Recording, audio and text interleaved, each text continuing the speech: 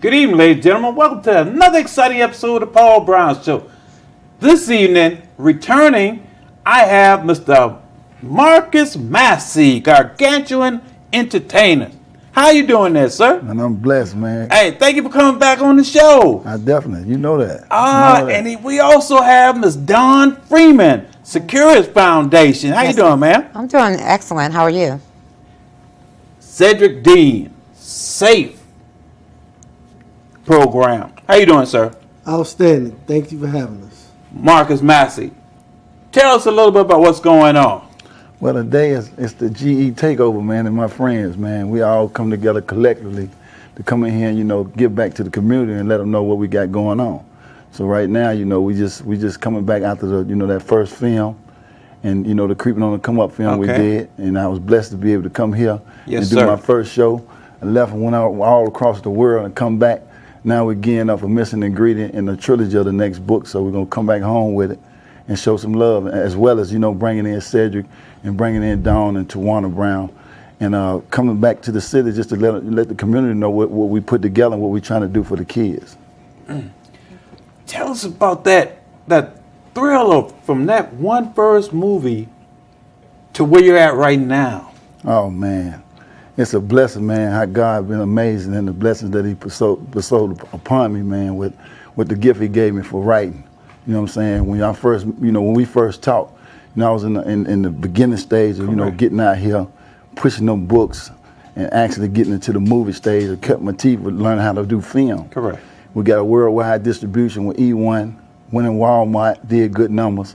And I was able to get out to Sony Picture House, get out to, in Culver City, California, meet Queen Latifah at Sony Pictures lot, and get my movie in the film house. We got greenlit to go in Walmart's with a video on demand with Voodoo. Okay. So then we're geared up with what gave me the opportunity to meet other celebrities and try to bring in some Class A acts to the film, so I can come back to the city and release, Missing Ingredient.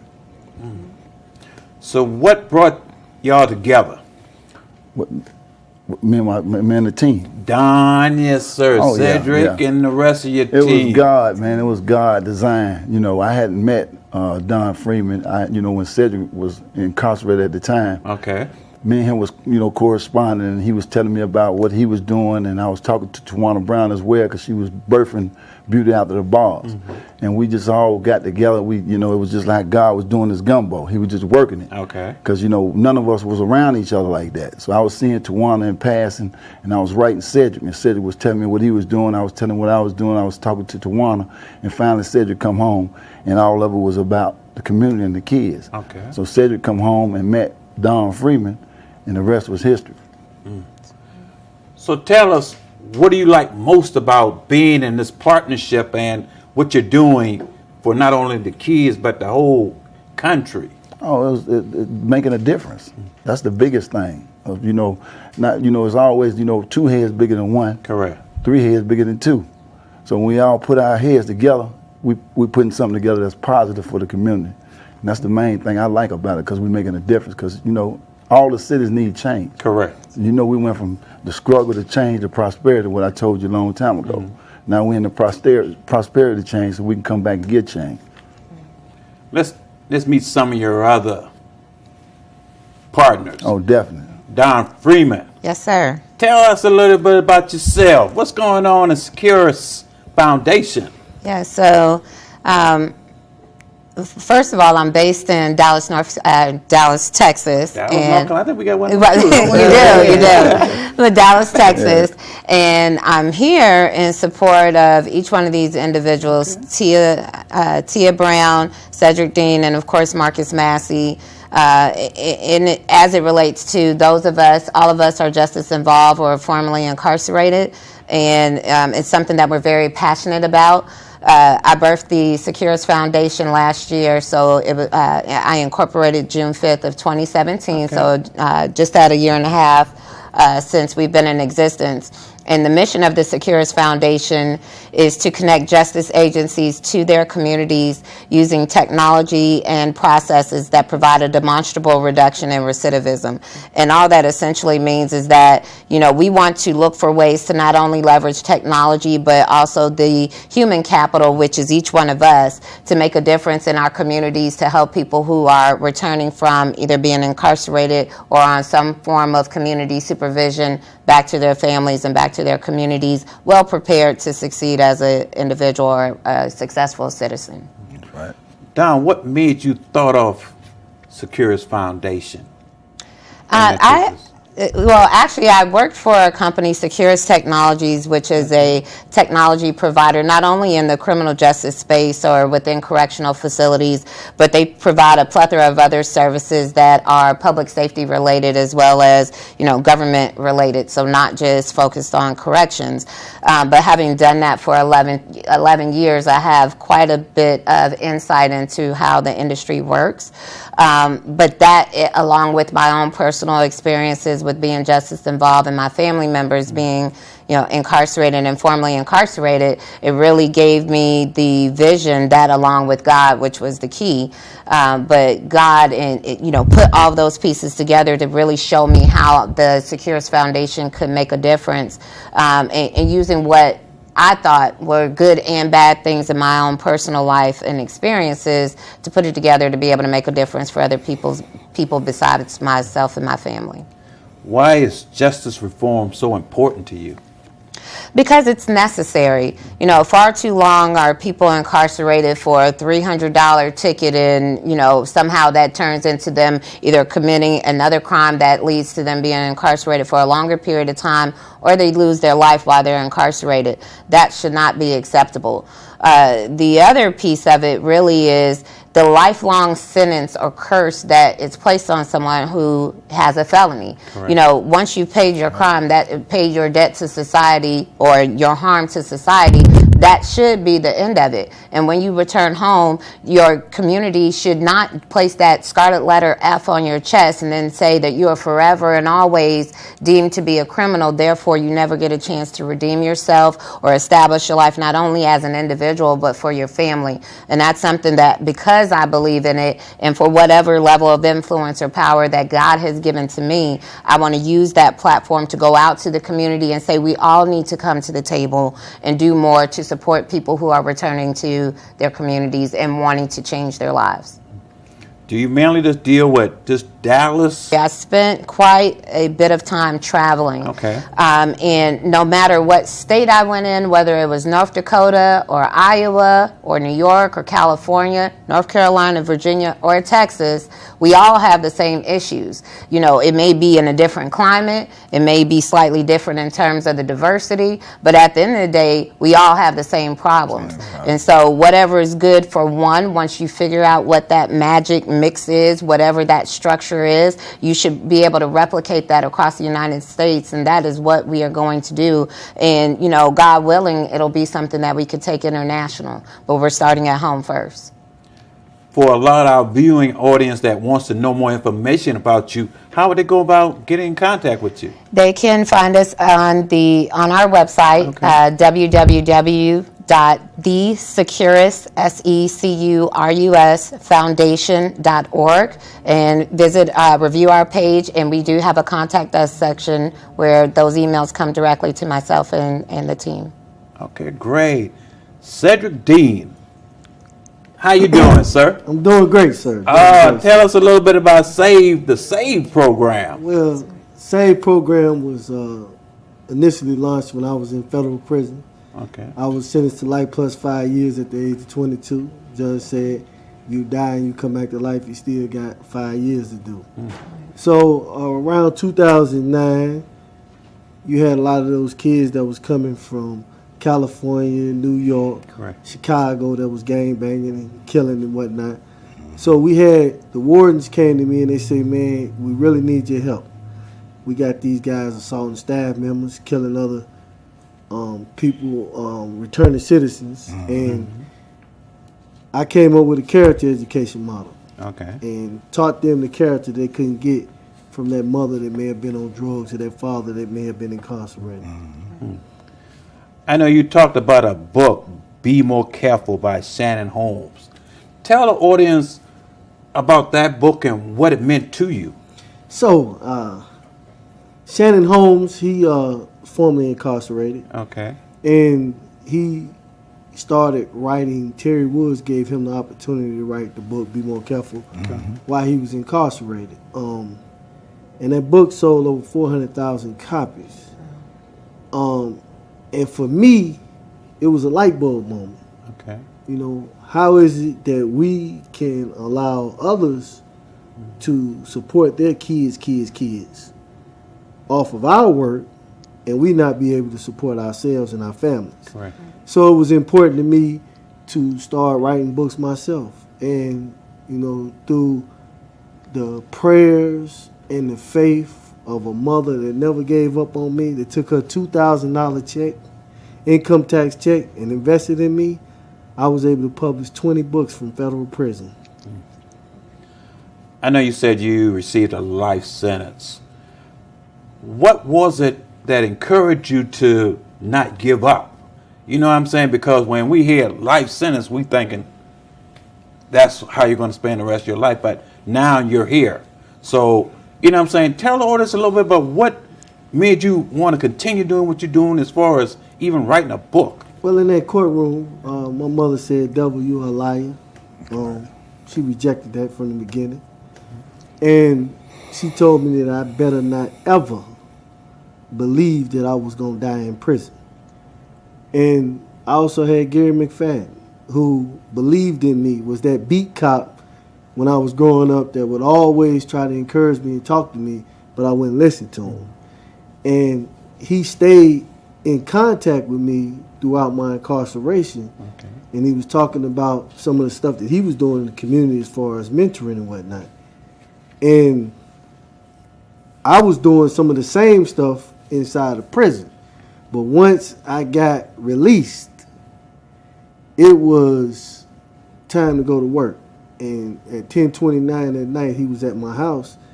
And it was like the same thing, the same programs that Correct. we provided in federal prison.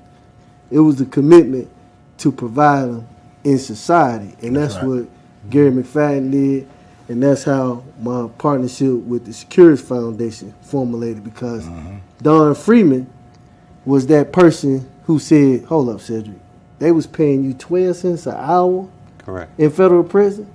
How much are you being paid right now?" But nobody was giving me a job. Everybody was using me in the community, but nobody would put me on their payroll, give me health care, none of the stuff that all returning citizens be entitled to. Don Freeman did that for me, gave me gainful employment, and gave me a sense of identity. Right. In some of your books, you wrote a couple of books. The book, How to Save Our Children from Crime, Drugs, and Violence. What was your incentive in making that book? What I wanted to do is I wanted to teach our lawmakers, I wanted to teach our leaders how to stop looking at our children as animals. Because if you treat them like animals, they're going to act like animals. Right. But it's about what the Security Foundation has taken as the highest priority, that's treating them as human beings. This is a human rights issue. So for me, writing the book, How to Save Our Children from Crime, Drugs, and Violence, it was a call to action saying, let's stop giving up on our kids. Do you think we've given up on, or do you think our children have given up on themselves? Oh, absolutely not. Our children have not given up on themselves. I work with children at Thomasboro. I'm a part of Chief Putney's Community Empowerment Initiative, one of the key leaders in it. And we are in Thomasboro. One of the problems is a lot of the little girls there, they have a mama boyfriend is at home that's touching on them. Okay. And doing all other type of traumatic things. And these kids are coming to school. When they get to school, they're acting out. It's called displaced aggression. Okay. They really want to take it out on what's at home. Correct. But when they get to the school, it comes out on one of the friends, one of the teachers, resource officer, and now they want to put them in school suspension. Thus, we have the school to prison pipeline. Yeah. I know lately we've been seeing a lot of guns in our school system. What do you think is bringing that on? Is it the TV shows that they're watching, or is it certain things that's going on in the community, or what do you feel is bringing that? This is a big issue. It's the culture. We promote killing. We have over 100,000 murders on TV in a week. If you watch all the stations, this is what we do in America. We promote killing. We promote having guns, and so it's no wonder why our kids wants to have guns. I think the biggest solution, because I'm focused on solutions, Marcus Massey is focused on solutions, and that solution, because let's stop for a second. We was those kids That's right. that was shooting drug dealers. That's right.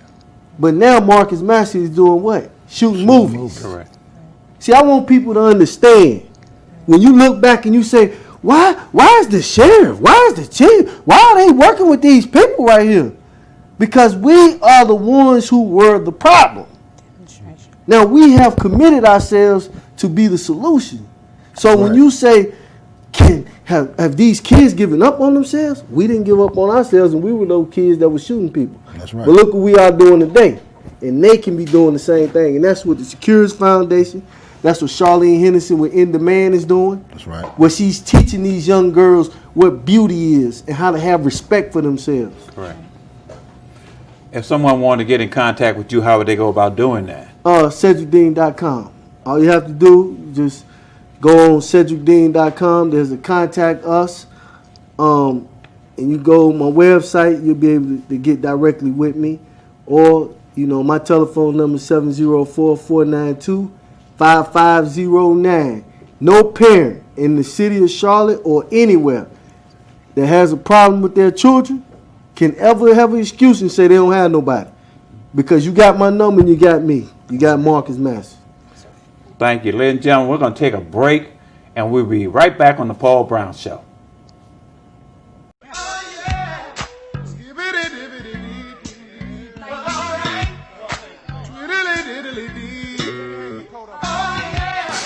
Well, you know I don't like cursing at my table. Okay, well, what is this large neck? It's a turkey neck. Oh, it is really good. Thank you. Must have been a female turkey. I'm about to open a store and the restaurant. When you gonna get the money for that? I'm gonna reapply for that loan. Well, don't you have them people come down here and knock on the door, start that trouble? They told you once about that trouble. I hope you understand the importance of this project. We must have this recipe. Oh, Miss Hetty, it was my pleasure. Although I still have no clue as to how you make that secret moon pie. Family recipe started with my great grandma. Cole, I'd like you to meet my Uncle Wincy. Hello. Sure, well, I see you traveling in style now, huh? That's how we do it. If you were into the state fair, we can use some of that money to pay down these property taxes. I do that. I can't for you to do it. The Wilson does also. You just have to get punctual. He's a proud leader and you're wounded his pride. I hear you entertaining calling the Ricky's so-called money people. You know I got a repossession letter on that grandfather property they left me? Follow your heart, baby. If it's meant to be, it'll be. But I'll tell you this, Bronx loves you too.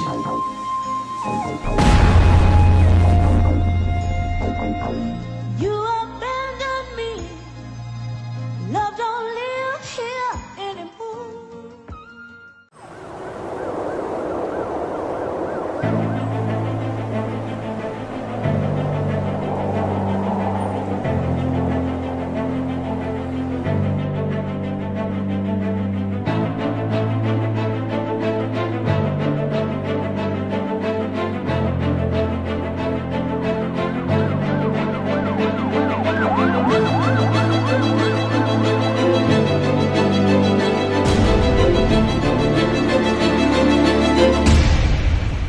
And you have a felony on your record.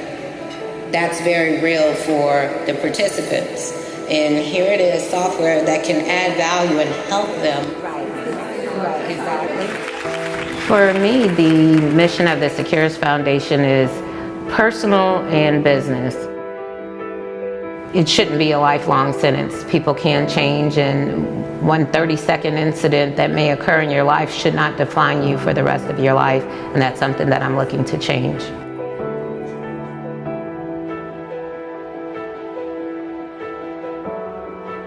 It really required a certain level of strength and faith for me to step out and say, okay, I believe in this so strongly, and I really see a path to get there. Will you support me in that?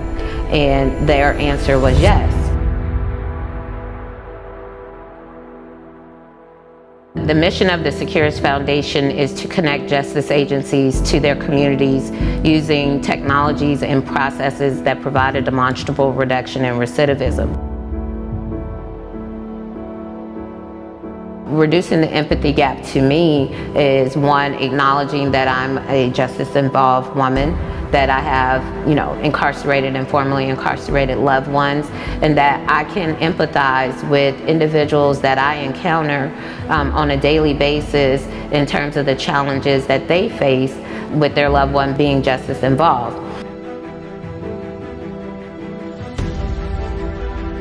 I really wanted to provide a real, tangible job opportunity for formerly incarcerated people. But Dawn Freeman changed that. She changed that by saying, you know what, Cedric, I'm going to give you a job. I'm going to give you an opportunity to do what you was doing in federal prison for 12 cents an hour. The Securus Foundation will have that significant impact, in that we can touch not only on legal issues, but education. We can assist with finding jobs.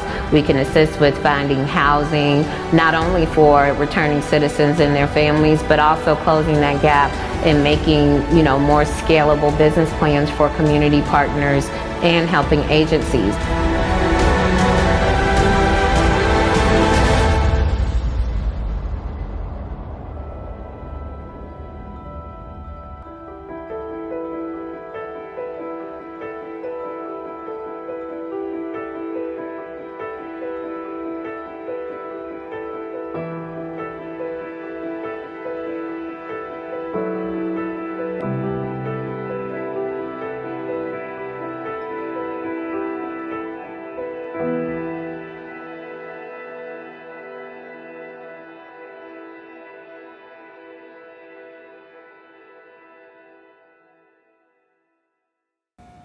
Good evening and welcome back to the Paul Brown Show, where I have members of the Gargantuan Entertainment. And we have another member, Ms. Tawana Brown. Tawana Brown of the Beauty After the Bars. Tell the audience a little bit about yourself. Thank you, Mr. Brown. Thanks for having us today. Beauty After the Bars is my 501c organization that I started after spending time in federal prison, after having my daughter in prison. I knew that I had to do something to give back to the community and to make sure that my daughters, I have 2 daughters, did not deal with justice on the side that I did. And so I started my organization to be an example of that. So what is your mission of Beauty After the Bar? The mission of Beauty After the Bars is education instead of incarceration. And so it's educating young people about the judicial system, making sure that we can cut the prisoner pipeline, and making sure that our children do not end up in jail or prison. So what made you decide to start your program? I mean, Beauty and After the Bar, coming out of prison. What made you want to start the program? The name is catchy, isn't it? Correct. I mean, yeah. Beauty After the Bar. So Beauty After the Bars is that's beauty after every bar that you're in. Any situation that you're faced with adversity, you can overcome that. Being a young woman from the projects, being born into poverty, being born from a single mom, I just wanted to be able to overcome that adversity and show my daughters that no matter what you're faced with in life, you can get past it. So when you have young ladies that come to your program, where's your program located at? My program is a mobile program, meaning that it's located all over. And so it's definitely the home base is Charlotte, North Carolina.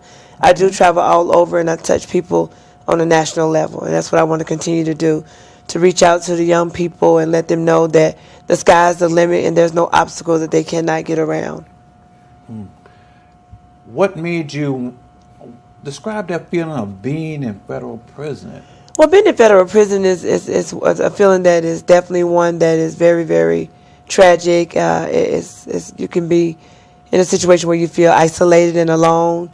Sometimes, have different thoughts, especially being a young mother coming from a background of being a student at John C. Smith University. To give you a little bit of history of me, surviving domestic violence, coming up in the projects here in Charlotte, North Carolina, Southside Homes on the corner of South Tryon and Remount. Correct. Those are my roots. That's my foundation. That's where I was born and raised.